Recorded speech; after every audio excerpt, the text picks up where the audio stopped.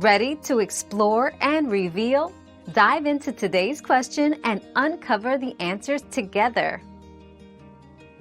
Yes, Excel offers a duration function primarily used in finance to evaluate the weighted average term to maturity of a bond's cash flows.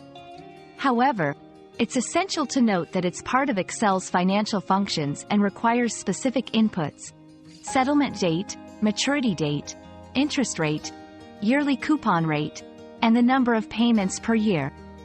The syntax is duration, settlement, maturity, coupon, YLD, frequency, basis. This function is instrumental for investors in assessing bond risk. Your daily dose of discovery ends here, but the journey of learning never stops. Subscribe and join us again for more answers tomorrow.